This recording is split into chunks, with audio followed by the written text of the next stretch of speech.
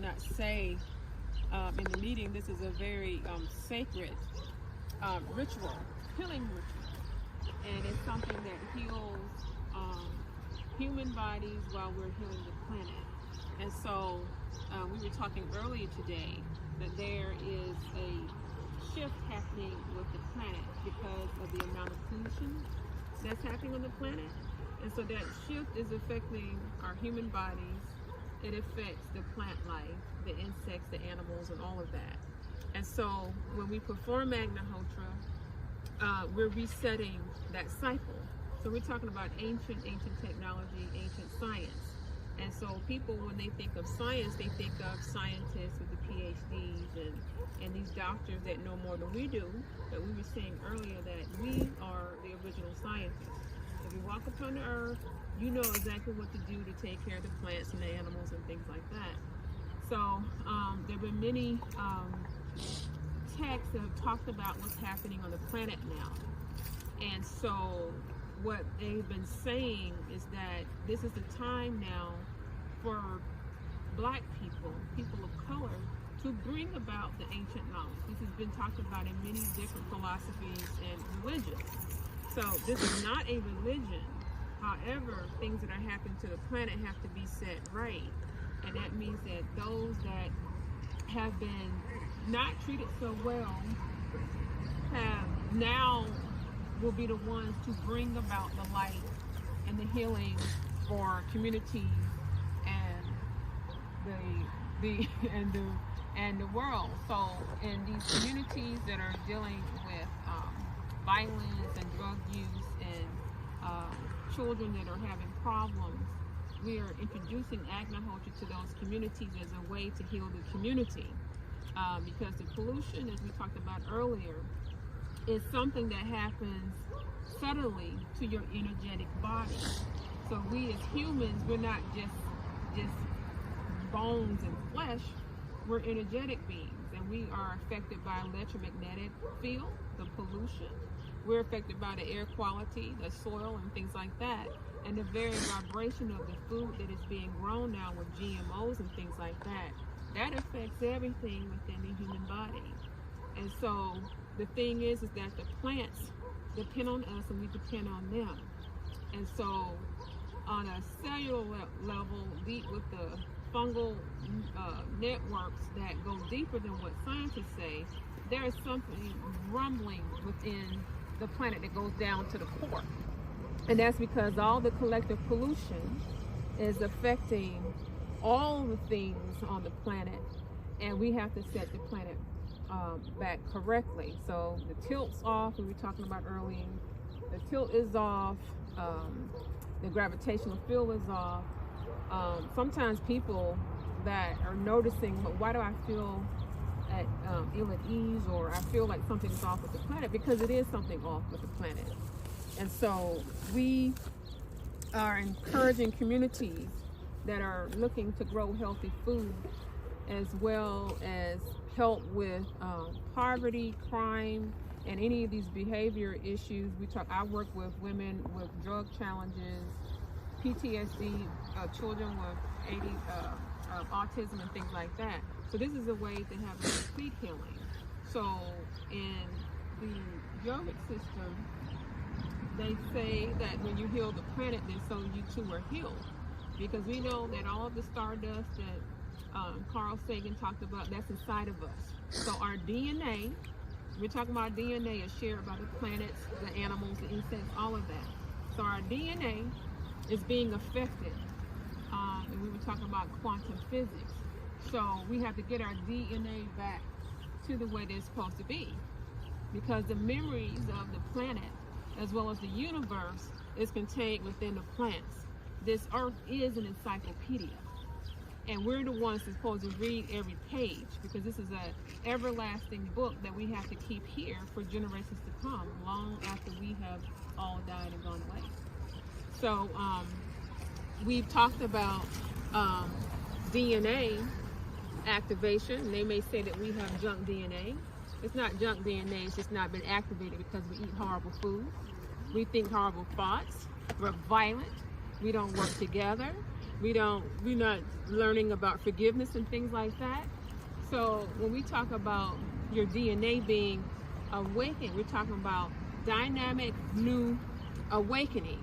And this is the awakening that happens when we take care of every plant and understand that when we do that, then we can awaken everything that is great and magnificent in each one of us. And so this is what we're talking about. So the task has been for each one of us to get these community members together. So I'll be going from city to city and state to state to go to the communities where they say, oh, these people are poor. There's no hope for them. We're the ones that have even more ability to awaken that DNA, that dynamic new awakening. So this is everybody's birthright. We just have forgotten who we were. Okay, so we have a covenant that was signed where we're supposed to take care of this planet, and we've not been very good stewards of it. So when we talk about planting food, we're going back to the ancient technology, the ancient ways. The ancient ways means that you touch the soil with your hands. You don't use machines to grow the food like the commercial growers. You're barefoot in the garden because that is healing. It heals your heart. And I've talked about before, and Ronnie has been a testament to it. If you fill yourself with enough love, the plants, they absorb it. You can touch it. And if you pour water over your right hand when you garden, that puts extra energy in each and every plant just by pouring it off your right hand onto the plants. You can see it, and it will cause a magnificent effect on plants. So these are things that we talked before about great grandmamas know about this. So people have forgotten this original knowledge, and it has nothing to do with religion and all these other mystical things. What is called mystical is what really everybody is able to do if they tap into the natural awareness, the inner awareness that is, connected to God, the creator, whichever way that you want to say it, the great intelligent design, the intelligent creator, whatever. This is what we're talking about. So this is what true science is. True science does not destroy. True science makes sure it regenerates. So when scientists come to me and say, well, that's not science. No, what you do is not science. Because you create something that has a negative effect and it causes this effect. This is the original science. And so Agnihotra is done at sunrise and sunset. And it's set into the circadian rhythm of the planet. So at sunrise, there's this beautiful awakening that happens. And then we have a cascading effect of energies, ethers, and electricities that cascade on the planet. There's an interaction from the solar system and the sun that interact with the pyramid. And so then you have a protective bubble that forms 8 miles up, 2 miles around. So you're going to see, as you do Agnihotra daily, the effect it has on the plant life, the animals. You'll find animals will come in areas where they normally don't come. They'll be happy. You'll hear the voices of the birds. They will sound different. Everything will be different because you are nourishing the environment here. You'll find that your heart won't be so heavy anymore. You won't feel so jealous. Your children, when they're with you, you won't be yelling at them. The children become even more intelligent and more able to be calm and still. So we do this at sunrise and sunset, and we use dried cow dung. We use brown rice, and then we use ghee. And, thank you. And so these are the simple things. So we have cows at our farm in Tuskegee, Alabama. And so our cows eat only grass. And so we use the cow because, cows don't normally eat grass. And so they're close to the earth. So anything that is that close to the earth is everything that God puts here is close to the earth and is a provider for the things that we do. We're not supposed to be caretakers, not taking care of everything.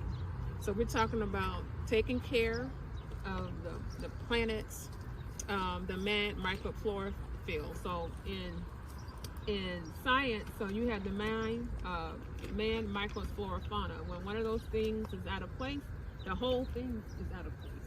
Oh, I got some nice thing here. Thank you.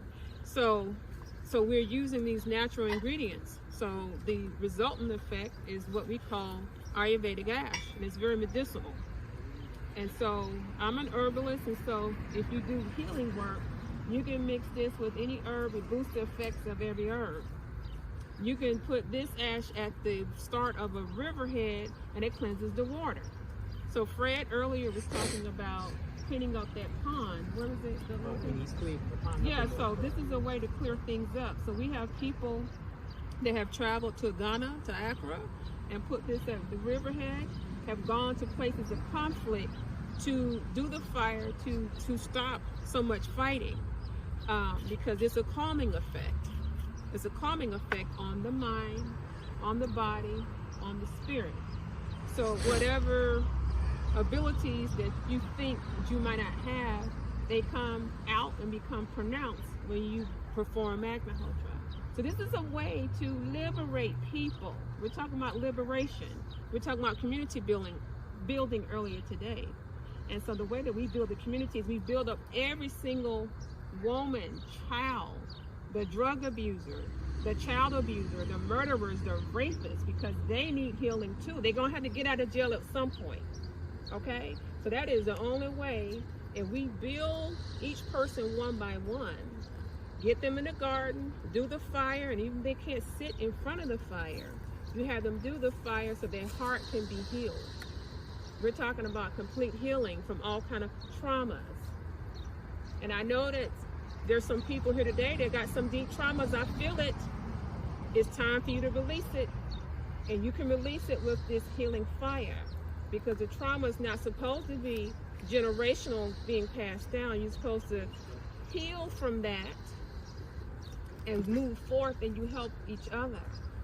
So we don't go to the past, we stay in the present moment. And that's what we're talking about. So this is the gift that God gave to humanity. And East Cleveland specifically, God told me to come here and start here first. Come here first to start this. So East Cleveland is not forgotten. We're here to help and work together. And this is what Fred has been working on. He's been working on this, talking to me, crying over the phone with me for the last year and a half. People don't know that. This man is very kind. He's very concerned. And I've cried with him over the phone, because people call me, I look at the news, and I'm crying too. I don't like to see what has happened to our people. So he is here to help, so this can spread like fire, the holy fire, so we can get our people together. So it would be great if you connect with Fred. Whatever problems you have, he's here to help you and point you in the right direction.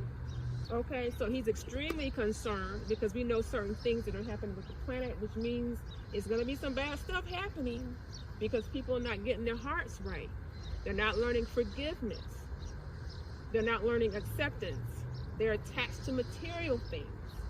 These things give us the thought pollution, which actually affects the planet. Our thoughts affect this planet. Earlier, Gloria and I, we were talking about using your energy to heal. But just like these laser beams that they have built and say, oh, we're doing this, and shot this beam up into the universe, humans can do it too. They won't tell you that. If you put your heart full of love and close your eyes, you too can be like a laser beam out into the universe. They don't want to tell you that in the hood. And let me tell you what else they won't tell you. They have scientific studies. They took them out of the archives. One of my late husband's friends said he saw it. They said the ones that have the most ability to do all these things are the poor people in the hood. That's why they dump all the pollution here and other places, because they want to keep us low and not high. So you are a laser beam. Each and every one of you, young, old, in between, are laser beams. You can shoot your energy out. You can heal yourself and other people. Okay? So Fred understands all these things we've been talking about. So everybody is much more than an environmentalist, much more than a scientist. You are just as holy as everybody. We all are holy in this circle. So in terms of Agnihotra itself, the more you do it, the more you perform it, the more the cleansing will happen in the community. You'll see the clouds will be clearer. When they spray this crap in the air, it won't stay there. It'll have to go away. The soil will be remediated, okay?